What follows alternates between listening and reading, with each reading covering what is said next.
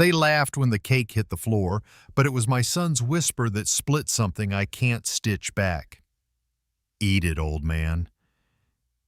That's the moment a lifetime of quiet giving cracked into a cold, steady resolve, not to shout, not to fight, to answer humiliation with paper, boundaries, and a silence sharp enough to change everything. Before we dive into today's story, let us know where you're watching from. And as you watch, don't just sit back, be part of the experience. If a moment grabs you, powerful, shocking, or deeply moving, drop a comment with the timestamp and your thoughts. Your reactions bring the story to life, and we love seeing what resonates most. If you haven't already, hit subscribe and turn on notifications so you never miss a new story. Now grab a coffee or tea, settle in, and let's begin. Dawn draped Astoria in gauze. From my porch on the hill, I heard the Columbia clear its throat beneath the bridge's water and steel. I warmed my hands near the stove and waited for the kettle to mutter. When it did, I poured coffee black and steady. I am Graham Whitaker, 74, a widower with more paper than patience and a heartbeat that still likes the morning. Routine is my metronome. I rise before the goals, note the weather in a pocket ledger, skim a folder from the safe, and ask one quiet question of the woman in the frame by the door. Margot never answers, but the habit keeps my voice gentle. She died 6 years ago. I still straighten my collar under her eyes. After 4 decades as a structural engineer, I turned to Whitaker Harbor LLC, the family company I built plank by plank. Years back, my attorney, Naomi Klein, and I drafted the operating agreement. We added side letters few wanted to read, a morals and respect clause, and a springing manager provision that returns control to me if the founder is publicly humiliated and still competent. I have 3 sons. Andrew, everyone calls him Drew, runs a riverfront tap room. Blake sells real estate, quick with a grin and quicker with a pen. Connor lives on his phone, a lighthouse that shines only on itself. I love them, as fathers do, past reason. But love without boundary curdles into permission. I keep keys in my pocket and signatures in the bank. Margot used to tap my wrist before I left for work. "Make sure you listen before you lift," she'd say. Listening came easy with her. It grew harder after she was gone. Nowadays, I spend Saturdays at the parish hall and one evening a week at the soup kitchen, where steam fogs my glasses and men call me sir. Today is my birthday. I bought my own cake at the Mexican bakery on Marine Drive, tres leches dressed in white like a patient snowfield. I piped the words myself. "Happy birthday, Graham." Slow, careful letters that shook only a little. I set aside one slim candle and placed the box near my hat. Drew texted late last night, said I should stop by the tap room in the morning. 5 minutes, Dad, the message read. A small surprise. 5 minutes sounded perfect. I don't want speeches, only a pause, a breath where blood recognizes blood. I pictured Nora, my granddaughter, pushing her hair behind her ear and watching the flame steady. Sophie, Drew's wife, would find a clean place for the knife. I shrugged into my old rain shell and carried the cake like a letter I hoped would arrive uncreased. The hill was slick. Along the riverwalk, gulls barked at barges and fog smeared the far shore. The smell down there is not the hill's yeast, kelp, brine, and fresh-cut lumber. I passed the bronze fisherman and kept walking toward the sign with Drew's logo. Before opening hour, the tap room held the leftover warmth of yesterday. Kegs crouched like patient animals. Compressors hummed. Sophie looked up first and gave me a smile quick as a match. Nora peeked from the utility sink, then stood a little straighter. Blake hadn't arrived. Connor's voice floated from the back room. "Going live in 10. Morning," I said, setting the cake on a narrow slab of reclaimed fur. "I won't take much time." "Just 5 minutes," I said. Sophie wiped the board and slid me a box of matches. "Matches are right here." I rested my palm on the lid but didn't open it yet. I steadied my breath there once. The moment felt like a dock where I should check the lines twice before casting off. On reflex, I touched the pocket where I keep my safe keys. Cold metal calms me the way a level does. I've never trusted crowds, only measurements. A plumb wall, a true corner, a promise written down. People forget. Paper doesn't. None of that was for today. I wanted 5 quiet minutes and 1 steady flame. Nora drifted closer, drying her hands on a towel. She didn't speak, but curiosity softened her shoulders, and it touched me in a place age can't rust. I imagined her voice. "Will you make a wish, Grandpa?" I would have told her wishes are only plans, whispered to fear. Above us, the ductwork ticked. Out on the street, a truck downshifted. I cleared my throat. "Thank you for letting me stop by," I said. I slid the lid open. The cake was simple and pure. Whipped cream smooth as first light on water. I set the candle beside the matches and waited for the room to settle to the right kind of quiet. In my head, I heard a phrase Margot used when I lost my temper. "When they don't hear, let paper speak." I didn't think I would need paper today. I only needed those 5 minutes. Outside, a horn sounded downriver, and the fog swallowed it whole. The moment held, clean, delicate, undecided, and that is where I will leave it, on the cusp of a flame. The taproom held its breath the way a dock does before a storm, everything braced and gleaming. Compressors sighed behind the bar, condensation stitched silver seams along the bright steel. My cake sat on a narrow slab of fur, the lid open like a white envelope. Tres leches waited there, patient and bright, the one thin candle resting beside a box of matches. I had asked myself for 5 quiet minutes, no speeches, no spectacle, only a flame to mark the fact that a heart was still working. Sophie wiped a last wet ring from the bar and moved aside with the caution of someone who understands how little it takes to bruise an old man's dignity. Nora hovered near the mop sink, hands clenched around a dish towel, the way a kid holds a line when a small boat bounces in another boat's wake. Connor's voice drifted from behind a stack of kegs. He tested angles with his phone and spoke in a bright, hollow tone I recognized as performance. His reflection skittered across the tap handles like a minnow. I put 2 fingers on the matches but did not strike. The room didn't have the right kind of silence yet. In the window, fog purled against the glass and thinned, as if the day kept trying to lift its veil. I took 1 breath, then another, the way Margot taught me to do when a span shook under wind. Drew came up fast, the smell of yeast and citrus on his sleeves. His voice was level but clipped, metronome without music. "We're backed up, Dad," he said. "Don't make it a thing." Blake slid in behind him, tapping his watch face out of a habit, eyes already searching the room for someone richer than me to impress. Around us, a couple of Drew's friends laughed at something on a screen. None of them looked at the cake. The compressors kept breathing. "I only need a minute," I said, "just a light and then I'm gone."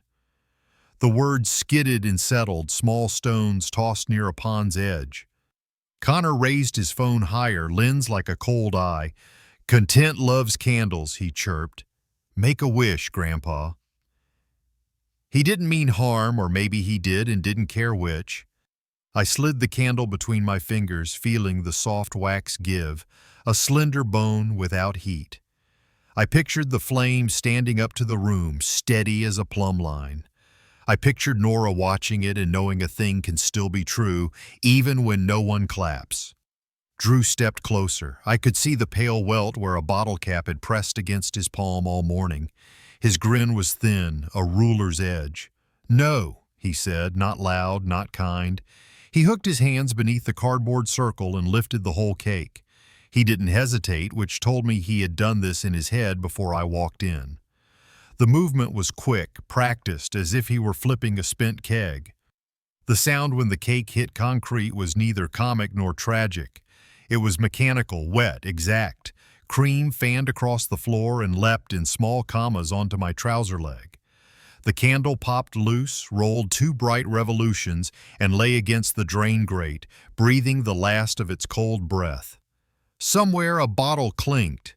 Somewhere a laugh landed wrong and grew. "Eat up," Drew said. The words had no temperature. They were a receipt. Sophie turned her face toward the sink, jaw trembling once and then still. Blake made a noise that wanted to be a shrug. Connor angled his phone to catch the frosting on my cuff. A couple of regulars, boys really, offered a dry clap, the kind men give at a bad wedding toast because the room begs for a sound. I did not bend. I did not let the old instincts run, argue, explain, bargain with love, as if it were a cashier who just needs the right coupon. I let my breath lower and widen until it felt like I had slid a hand under my own ribs and steadied the house from inside. The cold worked through the trouser fabric and met the skin at my shin. It didn't sting. It informed. I looked at each face the way I once inspected a girder, checking for hairline cracks, for flaws you only find if you invite the light to come at them sideways. I gave every face its full second and put the second where I would remember it later. I wanted the record, not the argument. Nora took a half step, then stopped. The towel twisted in her hands like a short rope. The part in her hair looked like a path I had failed to keep swept. She pressed her lips together and gave me what little she could, stillness that did not turn away.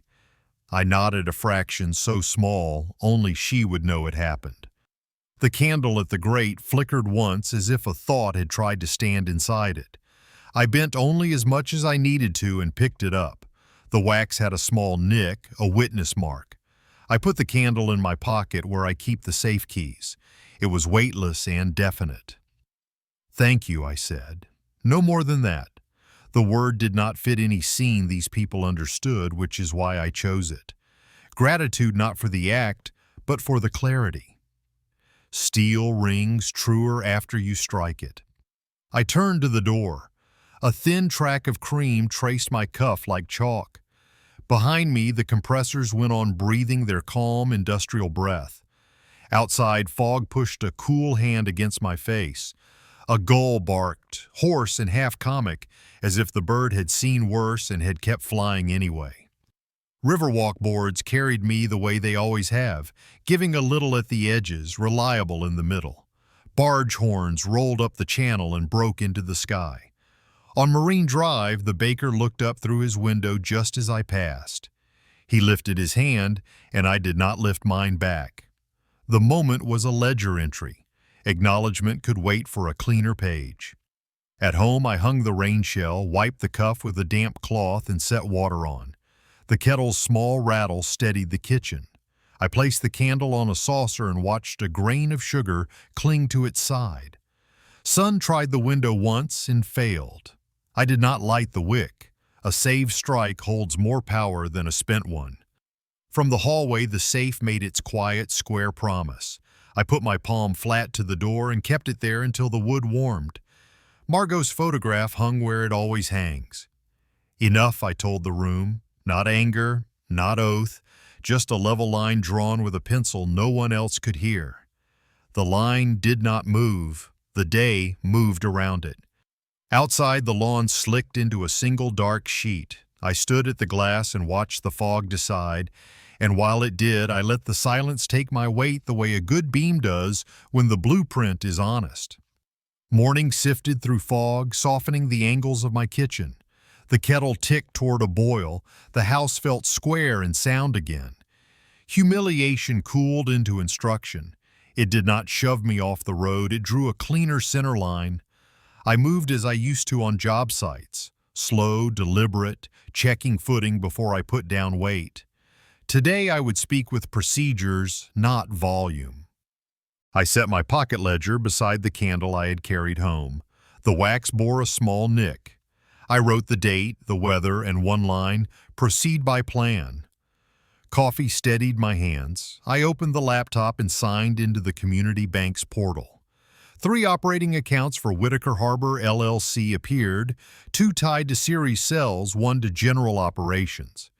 The authorized users list ran longer than I liked, a trail of favors past usefulness. I revoked access for Andrew, Blake, and Connor, returning signing power to one name, mine. The system asked if I wanted alerts for new attempts to add users. Yes. It asked if I wished to sweep balances nightly to the primary ledger. Yes. The timestamp set like a surveyor's pin, 7:42 a.m. I saved the receipt to bank/access and mirrored it to an external drive humming under the desk. Then I called Caleb Monroe. "Same day, please," I said.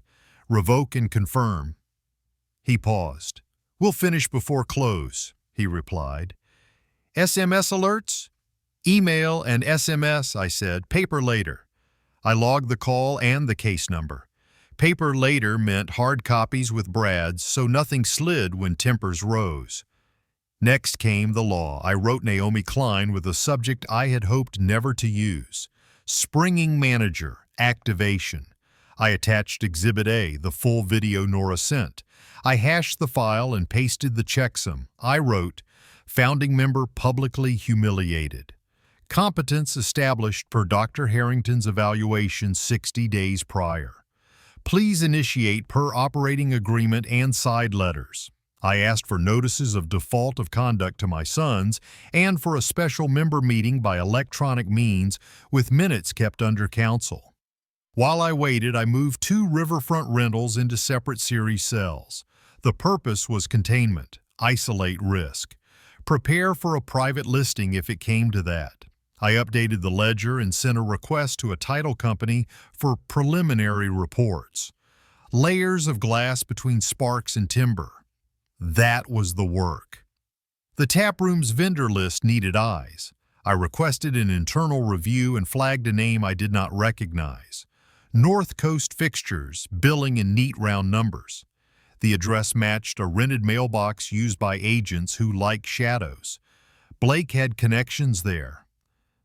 I did not write that guess. I only wrote, "Possible self-dealing, investigate. Insurance next." I emailed our D&O carrier for written confirmation that coverage applied during transition under the Springing Manager clause. Their reply was prompt. Coverage in force subject to exclusions. I printed the message to PDF and placed it beside the bank receipt. Evidence lives or dies by its chain. I photographed the cream stain on my cuff before washing it, time-stamped the image and uploaded it with the bakery receipt and a short timeline. I synced the package to Naomi's vault, copied the archive to a USB, and set it in the safe. My phone shivered. A message from Sophie. "Please don't let Nora get caught in the middle." I typed back, "She won't." She isn't a bargaining chip. Then I set the phone face down and let the message dry like ink. Another buzz. Caleb again, users revoked, sweeps enabled, alerts active. I wrote the time. Naomi's reply arrived, brisk and welcome. Notices were drafted, a special member meeting queued for tomorrow. I confirmed competence exhibits and asked her to send the notices by certified email and overnight hard copy.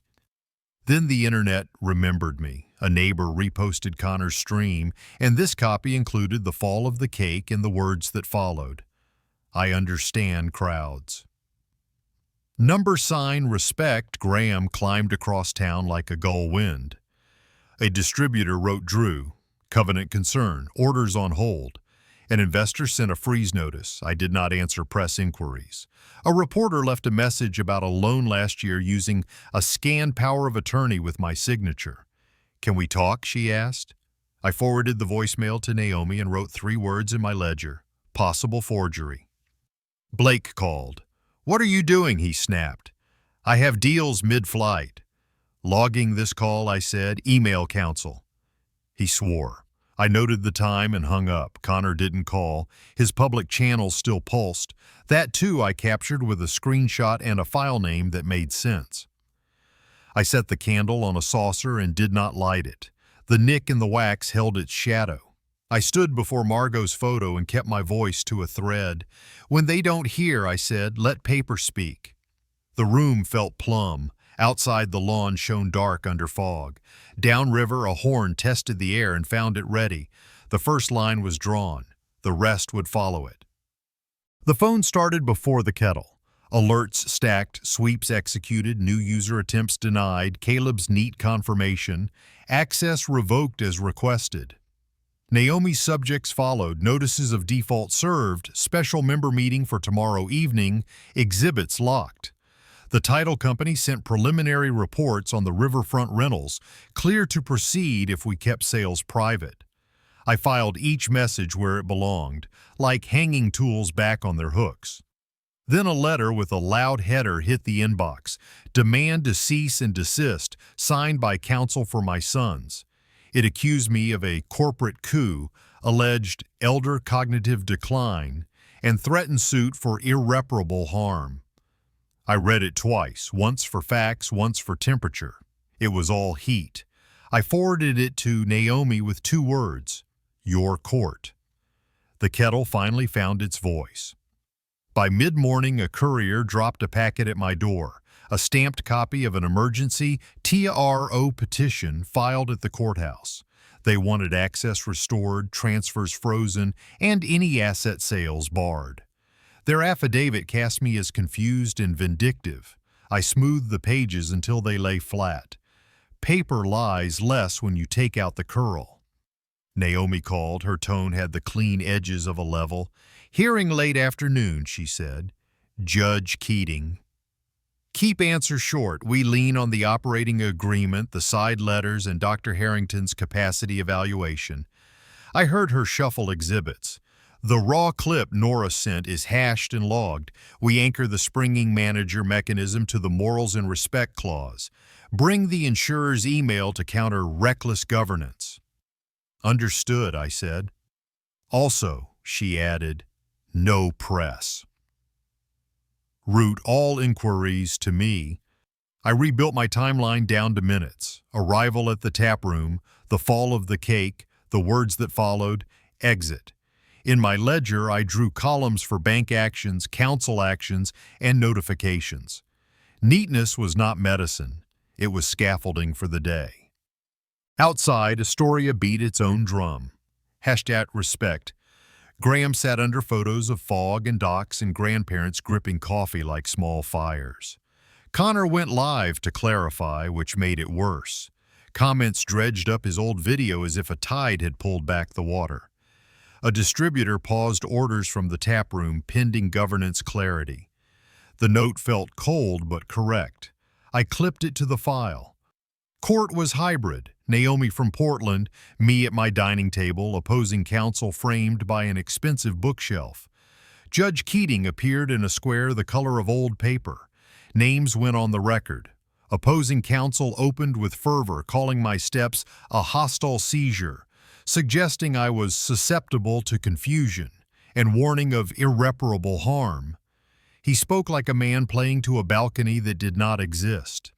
Naomi's reply was the opposite of theater. She cited the operating agreement section that conditions privileges on conduct and the side letter that empowers a springing manager after public humiliation of the founder. She referenced Dr. Harrington's evaluation dated 60 days ago.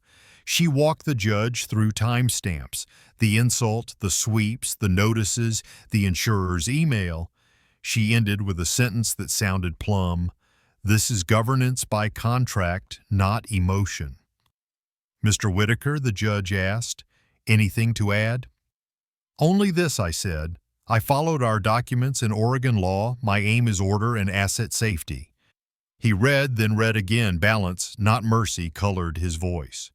The TRO was denied in part and granted in part. My sons would not regain account access. I could continue sweeps and daily operations. The court, however, placed a 72-hour hold on any asset sales, set a status conference, and asked for fuller briefing. No gavel, just the click of a mouse. Naomi exhaled. Workable, she said. We'll use the window. The text began before the screen dimmed. Blake promised to go public. I saved the message and did not respond. Sophie wrote softly to ask if Nora could still stop by Saturdays to help with the garden. Yes, I replied. I'll pick her up. No taproom detours. I added the note in ink. Mid-afternoon, Naomi forwarded a bank email. Their fraud unit had flagged a loan file submitted last year using a scanned power of attorney with my name. The signature slanted wrong, as if it were drawn by someone who believed handwriting is only shape. She wanted a forensic exam and a subpoena for IP logs tied to the upload. Potentially civil, potentially criminal. I set the candle beside my ledger and wrote 4 words. POA, escalate with care. I drafted a short statement for Naomi to release if pressure mounted. Whittaker Harbor, LLC is following its governing documents and the court's directives. Our priority is safety and continuity for employees, partners, and family. It said nothing, which was its virtue. Naomi approved and told me to rest my voice for tomorrow's meeting. Evening gathered like old wool. I walked the lawn, wet and dark under mist, measuring steps across the sod as if laying out a form. Through the window, the candle waited on its saucer, a witness in recess. I let fatigue pass without comment. When you are building, tired as data. If you're still watching and the rising stakes have you leaning in, please comment "Stay strong" below to let me know you're with me. Now let's move on. Morning tightened like a wire. Fog leveled the river and left a film on the fence rails. My phone hummed. Calendar ping for tonight's special member meeting, 2 voicemails from reporters, a note from a distributor about the tap room. I poured coffee, opened the ledger, and rebuilt the day from the ground up. Operating agreement, side letters, insurer's email, photo of cream on my cuff, hash of Nora's video. Each document slid into a folder as if setting a beam. Online, the town chose a song. Number sign respect, Graham rode beside pictures of the bridge and grandparents on porches. A columnist wrote that contracts are promises with ribs. Connor's sponsor withdrew. Ratings on Drew's taproom slipped. Comments mentioned floors and cake. A past client asked Blake if he held funds in trust or in imagination. I read without savor. Applause and scorn burn at the same rate. By mid-morning, counsel for my son sent a proposal shaped like fog. Partial access if I withdrew the notices and canceled the meeting. In return, they'd promised better behavior. I forwarded it to Naomi and wrote 2 words. No substance. I answered no one. Today was for process, not performance. Naomi called and walked me through the meeting skeleton. We would confirm capacity, recite the clause tying governance to conduct, present Exhibit A, and take minutes under counsel. Then 4 resolutions. Affirm the springing manager activation, suspend my sons, appoint an independent interim operations fiduciary for the taproom, authorize an inquiry into North Coast fixtures and the power of attorney file. Speak for less than a minute, Naomi said. Aim for steel, not heat. I laid out the folder and rehearsed the order, touching each page to fix it in memory. Outside, gulls stitched the fog. I thought of job sites where wind threw tantrums and how we built by sequence, footing, stems, joists, deck. You cannot argue a span into holding. You brace until it does. Late afternoon, the meeting opened on time, hybrid with the recorder live. Names and roles to the minutes. Opposing counsel called it a family spat miscast as governance. Connor denied malice and called his stream a bad joke. Drew said he was blowing off steam. Blake insisted the harm was immediate and unfair.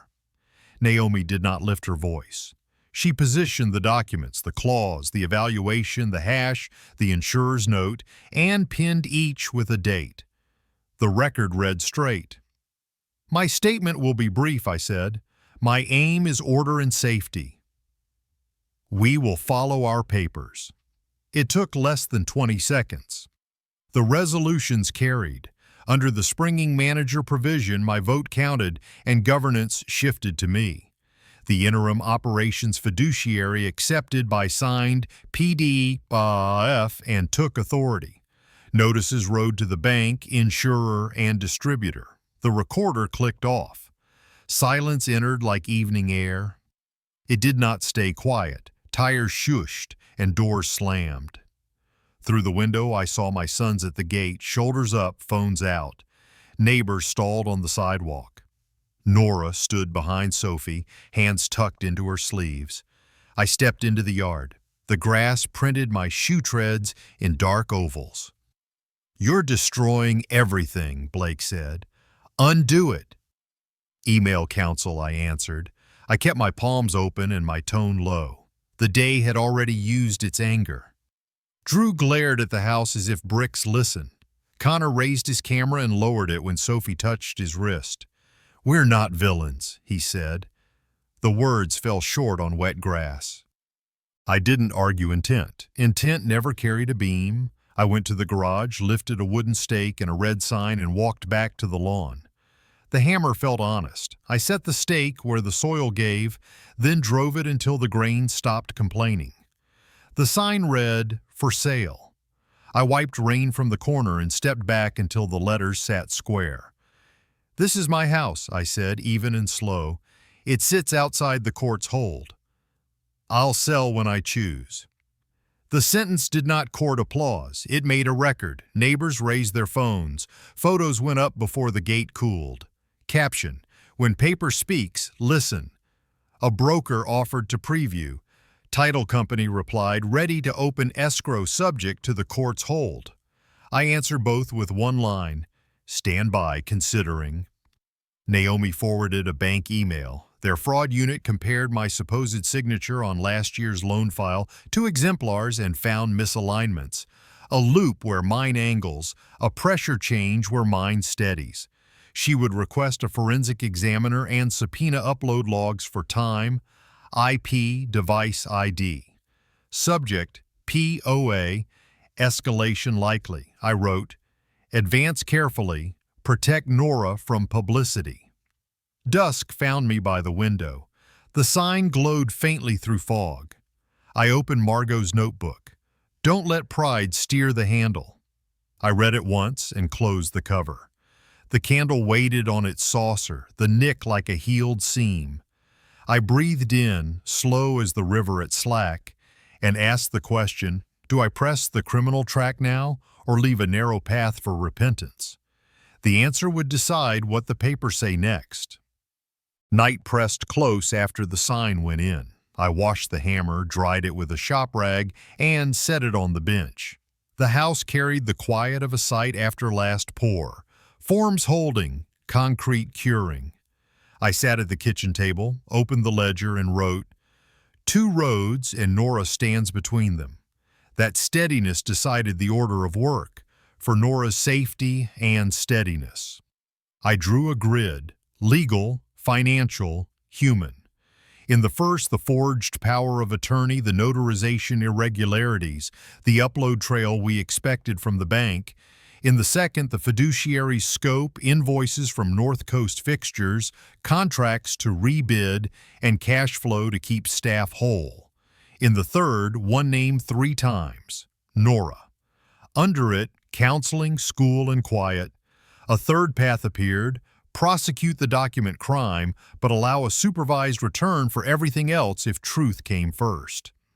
I called Naomi and asked for plain language. What triggers charges? What proof matters? How do we protect Nora while we move?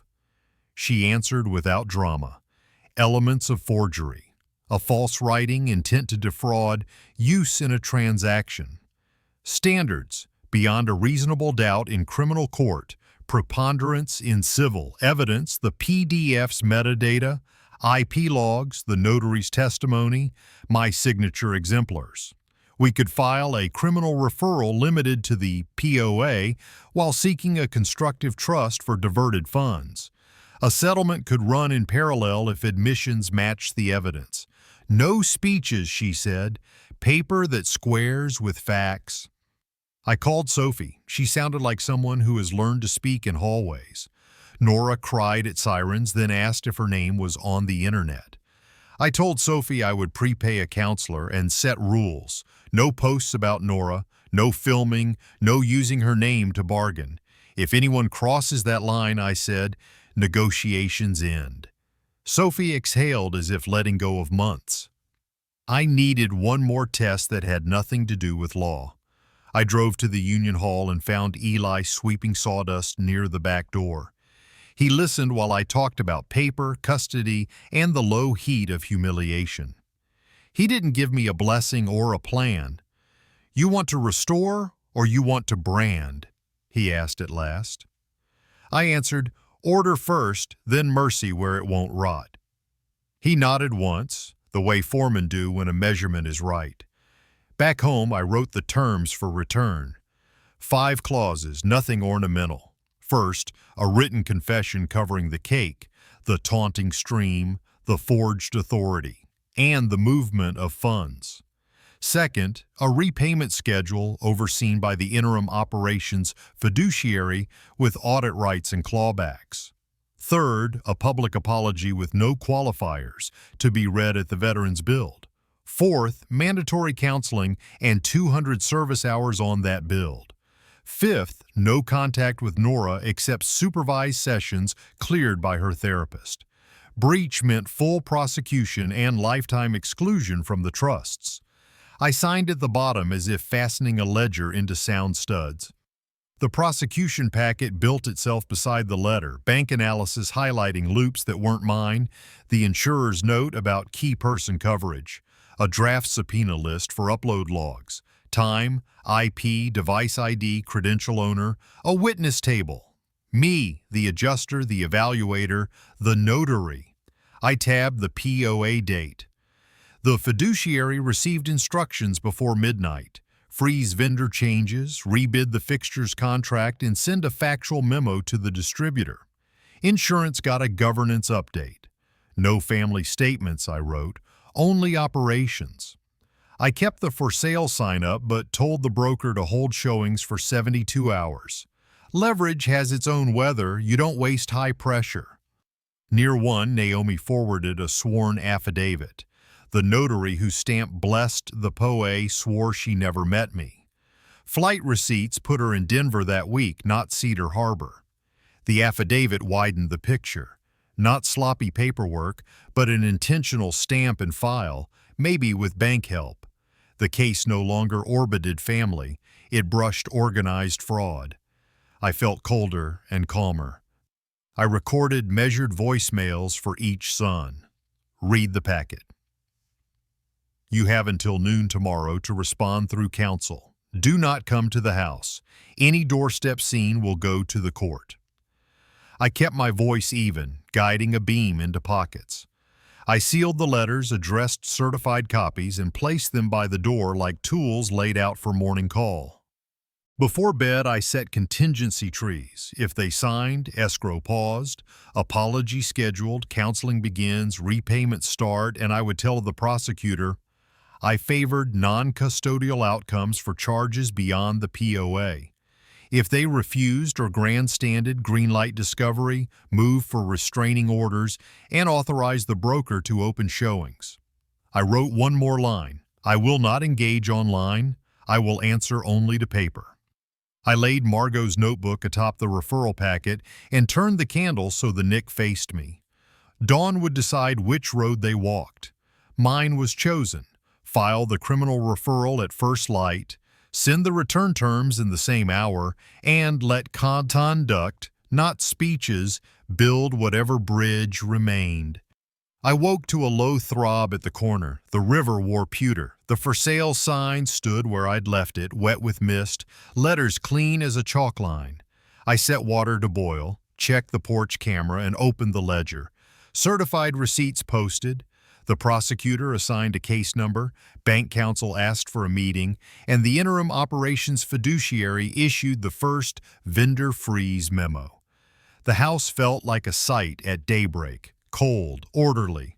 I noted the time, the weather, and the color of the light. On the sidewalk, the town sorted into choirs. A nurse with a beagle nodded about respect. Across the street, 2 men from the tap room muttered, "Family business." A teenager filmed the sign and asked if lawsuits trend. Someone had loosened one screw from the stake. I took a driver from my pocket, seated the screw until the grain stopped complaining, and went back inside without a word. By 9, my son spoke through counsel. The joint letter called the video selective editing, the sign retaliation, and the fiduciary overreach. They proposed restorative mediation, but offered no facts, no audit rights, no apology. I set the letter beside my terms for return and saw the gap a carpenter sees in a miscut miter, 2 angles that will never close. Naomi texted she'd reply with the record and clause citations. I sent one word: proceed. Law moved without speeches. Naomi forwarded a victim liaison for Nora and a request for my preliminary interview. Separately, the bank's fraud unit scheduled a same-day review. Their email hinted at anomalies: a branch manager's credentials during the POA upload window outside hours from a device that had never touched my accounts. I drafted a timeline from cake to clause to referral and slid it beneath the recorder on the kitchen table. Operation steadied as tempers ran. The fiduciary paused invoices from North Coast Fixtures and opened a rebid. Staff payroll moved to a segregated account. Time cards would fund at noon. The distributor replied, appreciated clarity, terms unchanged.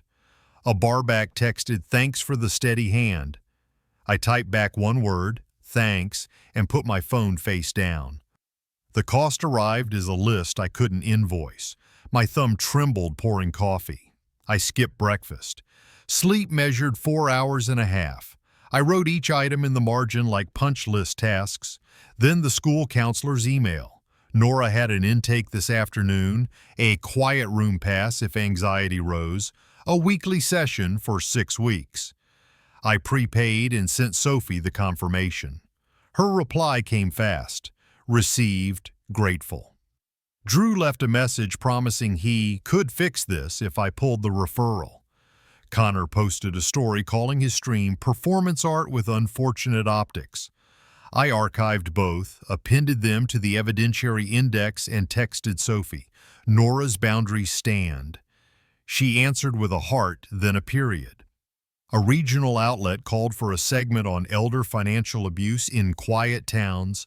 I declined an interview, issued a brief statement about governance and dignity, and directed the reporter to the prosecutor for facts. I will not litigate on camera. The broker asked if showings should start tomorrow. Hold 48 hours, I said, and wrote the reason, detective schedule, and room for the return terms to land. Leverage is pressure, not noise. The sign stayed. At noon, Naomi forwarded a whistleblower email from an assistant at the bank's notarization vendor. A mobile notary kit was checked out under a temporary badge the same night the POA was uploaded. The badge photo looked familiar. I enlarged until pixels blurred.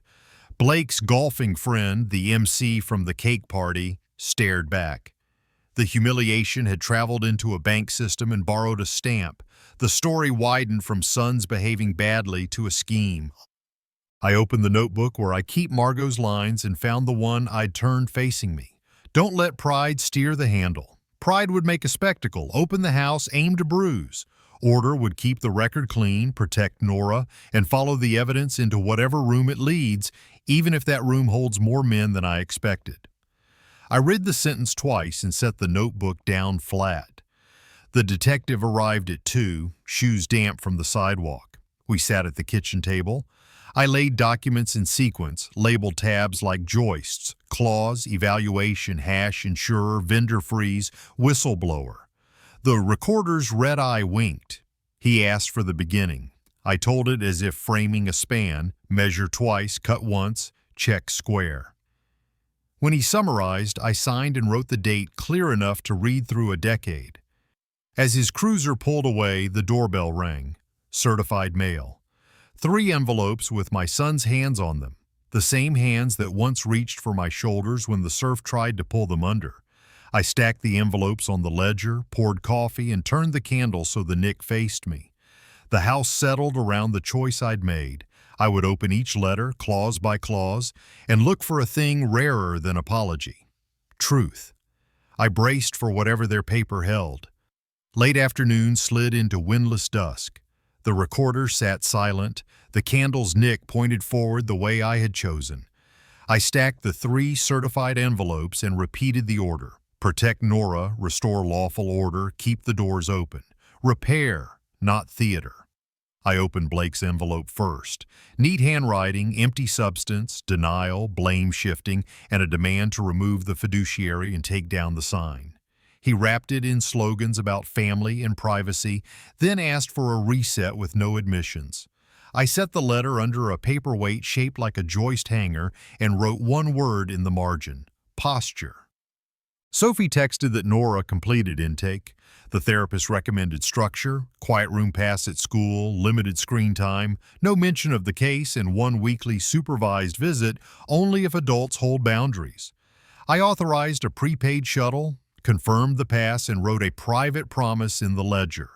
Wherever possible, keep Nora's name out of depositions. The fiduciary's rebid results landed.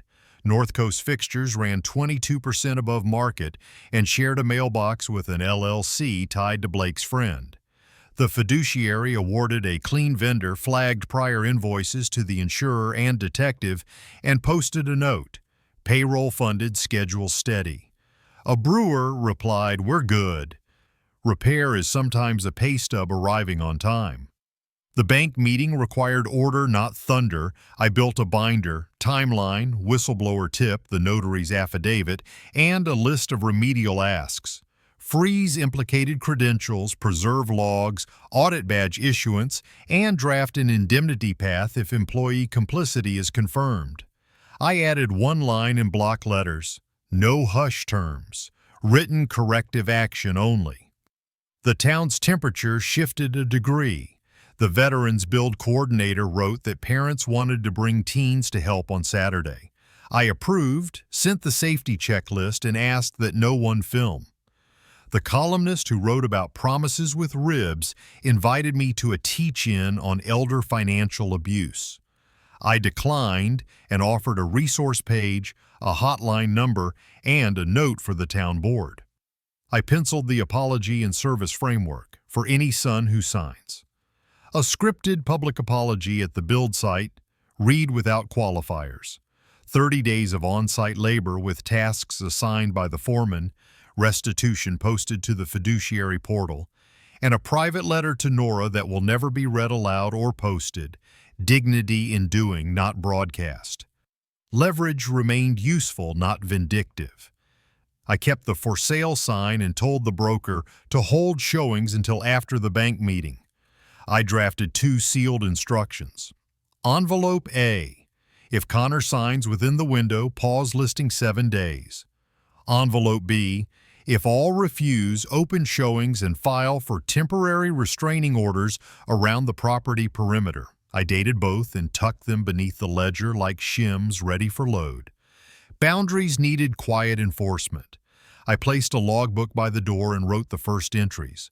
Time-stamped summaries of calls, posts, and porch visits by anyone tied to my sons. I set an auto-reply: please communicate through counsel. Boundaries protect Nora.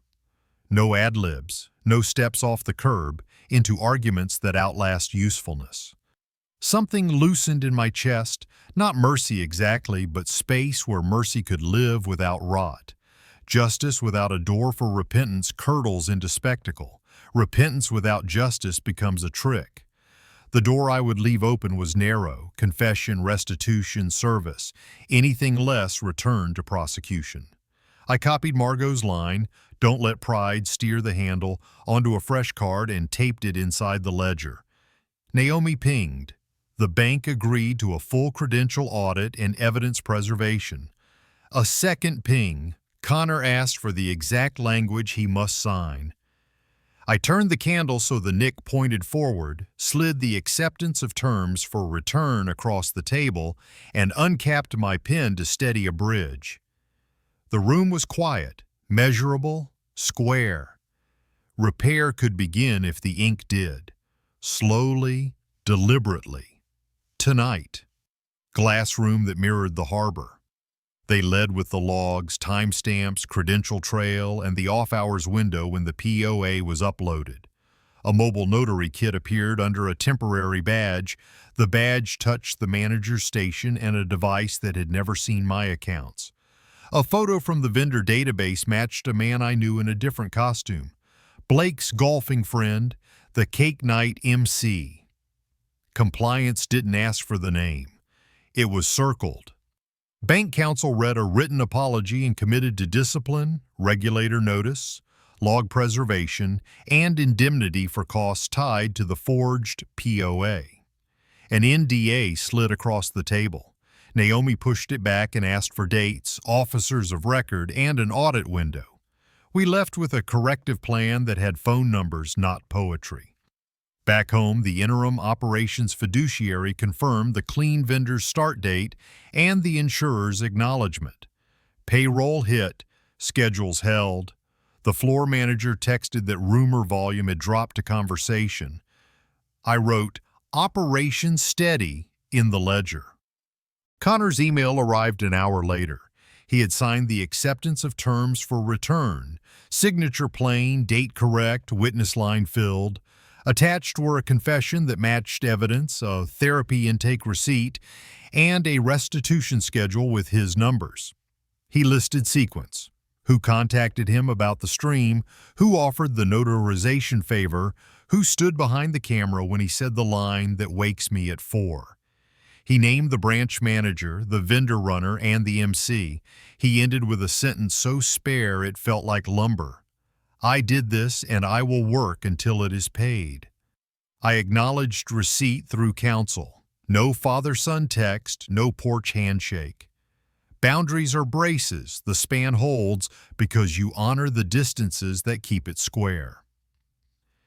Naomi filed the confession with the prosecutor and scheduled Connor's first Saturday at the Veterans Build. His apology would be read to workers, not phones. His service would start with a broom, not a post. Blake and Drew answered with counteroffers, mediation, a promise to rebuild trust, and a request that I pause pressure while they review advice. No admissions. Naomi returned a firm letter closing negotiations and forwarding their materials to the prosecutor. I took envelope B to the broker. "Open showings for the 2 investment properties," I said. "File for temporary restraining orders if needed." Saturday, the Veterans Build woke after dawn. Teens in loaner gloves gathered near the trailer. The foreman's whistle cut the damp. Connor arrived in work clothes with Naomi present to observe the terms. He unfolded a printed page and read his apology. No qualifiers, no spectacle. Phone stayed down. When he finished, he took a broom and pushed the sawdust into piles along the plywood seams. The foreman pointed, Connor nodded, and the shift began, measured by sweat and the scrape of the broom. Sophie and Nora watched from the edge of the lot after the shift, far enough to keep boundaries, close enough to see labor. I didn't approach. Sophie texted Naomi, "He did read it." I logged the contact in the door book and went home with my hands clean and my mouth closed. Legal work moved steadily. Naomi sent the bank's plan, Connor's confession, and the whistleblower corroboration. The detective scheduled statements with the notary vendor and the branch manager. Subpoenas would follow. On the civil track, demand letters to Blake and Drew set repayment schedules and cost recovery. Liens waited like scaffolds we hope not to need.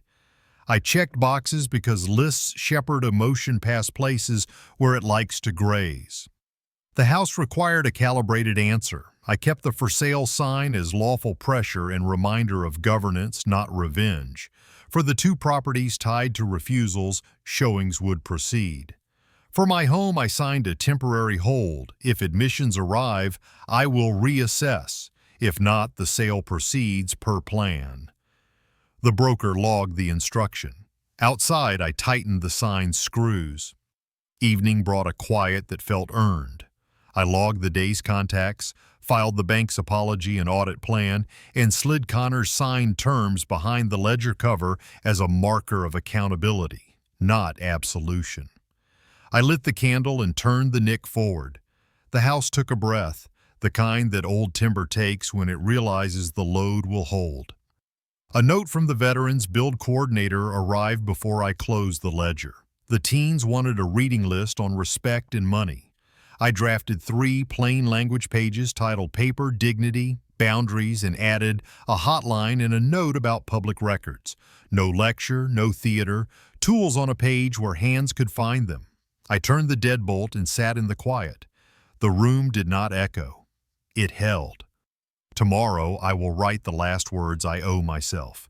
Not a slogan, not a verdict. The message that remains when paper has done its work and silence has done the rest. Before dawn, the house held its breath. I set the ledger on the table, turned the candle's nick forward, and sharpened a pencil until shavings curled like cedar. On the clean page I printed, Paper, Dignity, Boundaries, Notes for Nora. A gull barked over the harbor, the water went still. The quiet felt earned. I began with tools. Primary holder means the person on the last line owns the decision. Agent means someone trusted to act exactly as promised. Boundaries are lines that keep the structure true. Contracts are not storms, they are beams. Read every beam before you walk beneath it. Measure both ends. Mark the cut where the line says, not where the hurry wants. I set down rules made by use, not anger. Apologies are nouns. The proof is the repair that follows. If repair does not come, withhold trust and keys. Silence can be a shield when people perform for an audience, but your voice is a duty when someone asks you to sign what you do not understand. If a room laughs at kindness, step out. The heart is a home. Do not let tenants with late rent live there free. I drew a small square labeled table and told her she would always have a seat at mine, even if the table was a porch step and the meal was tea. A seat is not furniture, it is respect shaped into space.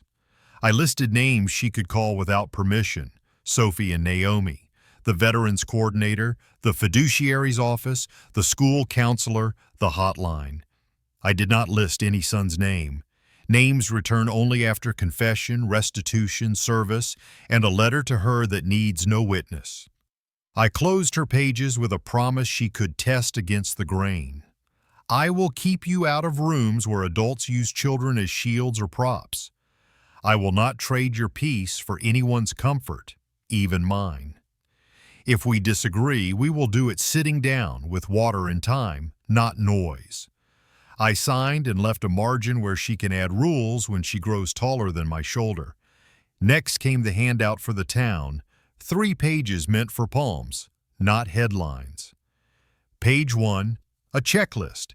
Name the primary holder on every account, keep originals locked, store copies off-site, keep a list of human contacts, not just apps. Page 2, red flags. Anyone who hurries your hand, any document that arrives with a party, any apology that begins with if. Page 3, resources, hotline, library, county clerk, legal aid, fiduciary contact. At the bottom I wrote, power signs in ink. The veterans coordinator asked for a paragraph for the board. I made it one breath. Work beats spectacle. Our site is for learning and repair, not performance. If a family needs attention, let it be on the work safety, honesty, follow through. One photo, stacked lumber, no faces, hammers, not hashtags. I wrote a note about the house to block impulse. The for sale sign stays. If admissions land inside the window, I will reconsider. If not, the sale proceeds. I taped the conditions inside the ledger and dated them. Governance, not theater. I opened the envelope labeled for any son who chooses repair and checked for creep. Terms unchanged, confession matching evidence, restitution under fiduciary oversight, 30 service days, apology read in person, a private letter to Nora not for posting. I sealed it and set it beside the ledger, not the mailbox. The door is a hinge, not a revolving door. Mid-morning, the neighborhood thread tried to reheat last week. I did not click. The Veterans Build posted one photo of lumber with a caption, "Inventory counted." Next, Walls I brewed coffee and watched a boat draw a straight line across the harbor. I wrote my entry to myself last. I spoke Margot's line aloud. Don't let pride steer the handle. No interviews, no gloating, no new punishments disguised as policy. Connor's apology lives in the log as accountability, not absolution. The other two houses will show next week if nothing changes. The bank's audit calendar is pinned to the corkboard, dates and numbers where I can point without raising my voice. Near sunset, I walked to the pier with an envelope for Nora. Sophie would hand-deliver it. Inside were 3 pages and a line, "You are not the echo of anyone's shouting. Your job is not to carry the weight of other people's pride. If a room teaches you to be hard, come sit at my table until you remember soft." I dropped the envelope in the blue box and watched the red flag tilt back to ready. At home, I turned off the porch camera and set the logbook by the door. I slid the handouts into a manila folder labeled Library. I snuffed the candle with the brass cap and turned the nick forward for habit for whoever needs the light next. On the last line of the ledger, I wrote what the whole story taught me. Paper is how I answered, but dignity is what I kept. I closed the cover. The house held steady light. In the end, what remains after the noise drains away is not spectacle but structure. Dignity does not roar. It aligns. It lives in clear pages, steady signatures, and the quiet courage to hold a boundary when the crowd demands a breach. Humiliation is a sharp instrument, but it does not have to carve fate. Paper can be a form of mercy when it anchors action to truth. Silence can be a form of strength when it protects what matters and refuses to feed the theater of harm. The lesson is not about winning. It is about refusing to participate in your own undoing. When trust fractures, rage is easy and expensive, procedure is harder and healing. Set the terms. Put dates on the calendar. Choose repair over revenge, accountability over applause. Let consequences arrive on time and in writing. Let apologies live in work, not words. Remember that power is often small and boring. A ledger line, a notarized clause, a schedule kept, a lock that works, an audit you actually read. This is how a life is stewarded when pride tries to spend what it did not earn. There is also a lesson about silence. Not the silence of fear, but the disciplined kind that starves a spectacle and feeds a practice. It is the space in which clarity grows. In that space, you can tell the difference between a demand for attention and a petition for repair. You can decline the performance and still say yes to the work. You can keep the door a hinge, able to open, while keeping the threshold guarded. A boundary is not a wall, it is a load-bearing line that keeps the house true. There is a lesson about apology. The true kind does not negotiate the price of comfort. It signs its name to restitution. It is read aloud in rooms without cameras. It shows up early, takes the least desired task, and keeps showing up when the weather turns. The true kind understand that forgiveness cannot be forced, and that trust returns the way strength does after an injury, gradually, underweight, with rest between sessions.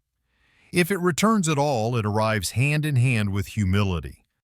There is a lesson about community. Justice is not always loud, but it is always public. Neighbors do not need the details to feel the difference between gossip and order. Communities that choose work over theater learn how to steady themselves after shame. They build again, walls square, ledgers balanced, tempers cooled, attention paid. They protect children from the blast radius of adult pride.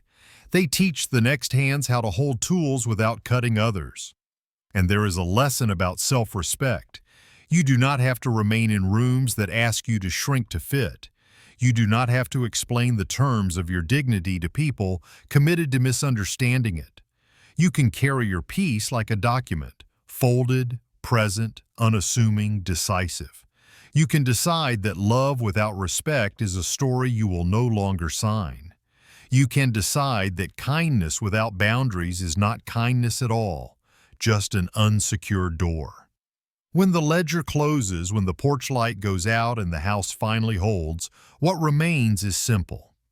Paper can answer what pride distorts. Boundaries can hold what grief tries to scatter. Service can restore what apologies alone cannot. The world will still have noise, it always does, but your life can be tuned to a truer frequency, the one measured in steady breaths, honest work, and the soft click of a lock you set on purpose.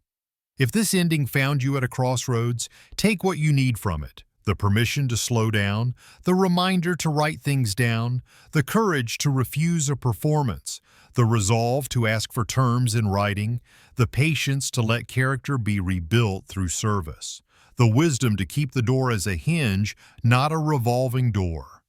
Let your next signature be clean. Let your next silence be chosen.